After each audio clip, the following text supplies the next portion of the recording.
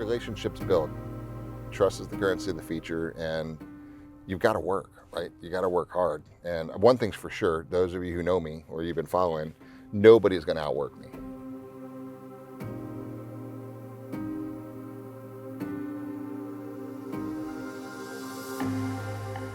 No, they're not going to. Nobody's going to out-care me, and nobody's going to out-passion me, and nobody's going to outwork me.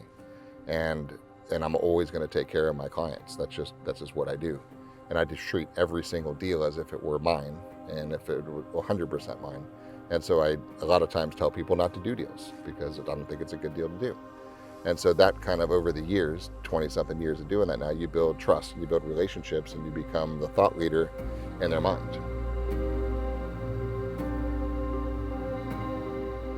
And like we're telling you guys all the time, your ultimate goal is conditioning, right? It's we just finished Next Level University, training a few hundred agents and I think it was 205 agents for 3 days. It was really cool days. And one of the slides, it was fun. I took old Pavlov's dogs, right? Pavlov, remember the classical conditioning example from school where the dog was sitting there and they was put food in front of his mouth. He starts to salivate, and then all of a sudden, Pavlov would ring a bell. And then next time was mealtime, food was put down, start to salivate, ring a bell. Next time, food went down, salivate, ring a bell. Pretty soon, the conditioning of that dog was every time he saw the food, started salivating, he heard a bell ring. And then he started associating the bell with food. And then as time progressed, because he did this consistently enough, being the key, is once you get consistent enough, just the sound of the bell causes you to salivate, the dog to salivate. So I kind of took that crude example into real estate and said, look, your job is to become that to everybody in your tribe, everybody in your sphere, all of your past clients, everybody that you want to think about you when they think about real estate. So real estate is the food, you're the bell, right? So I want any time a real estate conversation happens in anybody's mind that I'm close with, I need my face to pop into their mind. Why? I don't care if I do the deal. I want them to bring me into the deal so I can make sure they don't get screwed, right? I want to make sure I protect them. I don't care if we get the deal. I don't care if we get paid to the deal. But anybody who's doing anything in real estate, they have to talk to me. That's a passionate issue of mine. I don't care what it is. Even if you hired somebody else, let me look at the contracts. Let me talk to you.